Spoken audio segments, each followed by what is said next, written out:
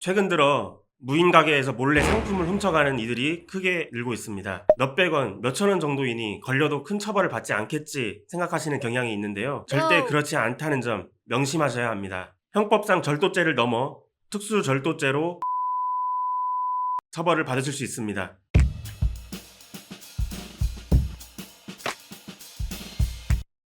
안녕하세요.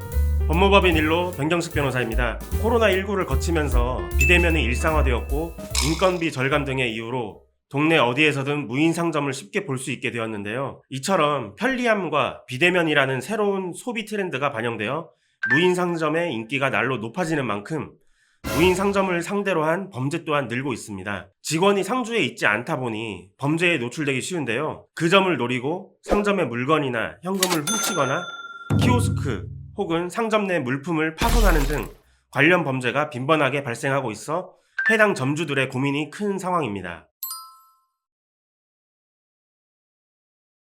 무인 상점은 관리 인력의 부재로 인해 도난 등 보안상 문제가 취약할 수밖에 없습니다. 상점 내 물품이나 현금을 훔쳤다면 이는 절도죄에 해당하여 관련 행위에 대해서는 형법상 절도죄가 적용되어 처벌받게 됩니다. 만약 혐의가 인정된다면 형법에 따라 6년 이하의 징역 또는 1천만 원 이하의 벌금형을 받게 됩니다. 또한 특수절도 사건 발생 비율도 높은 편입니다. 지역 무인 상점 3곳을 돌며 드라이버 등 도구를 이용해 무인 결제기를 손괴한 후 현금 수십여만 원을 훔친 혐의로 한 남성이 체포되었는데요. 피의자는 명절 연휴 기간 새벽 시간에 사람이 없는 틈을 노려 범행을 한 것으로 드러났습니다. 형법에서는 야간에 건조물의 일부를 손괴하고 침입하여 타인의 재물을 훔친 경우에 특수절도죄를 적용하고 있습니다. 흉기를 휴대하거나 2명 이상이 합동하여 타인의 재물을 훔친 경우도 특수절도죄로 처벌하고 있습니다. 따라서 피의자에 대해 특수절도 혐의가 인정된다면 형법에 따라 1년 이상 10년 이하의 징역형이 내려지게 됩니다.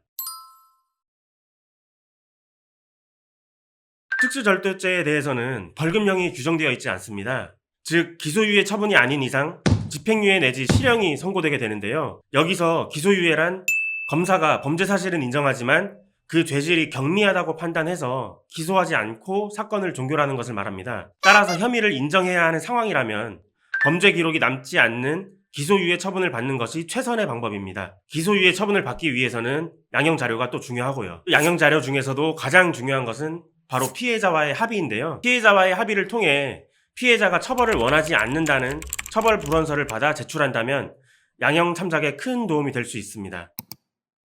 오늘 영상에서는 무인 상점 절도 사건에 대해 이야기해봤습니다. 관련 내용 혹은 다른 궁금한 사항이 있으시면 언제든지 댓글 남겨주세요. 영상을 통해 여러분의 궁금증을 해결해 드리도록 하겠습니다. 다음 영상에서도 도움될 수 있는 주제로 찾아뵙겠습니다. 이번 영상이 도움되셨다면 구독, 좋아요, 알림 설정 꼭 부탁드리겠습니다. 감사합니다.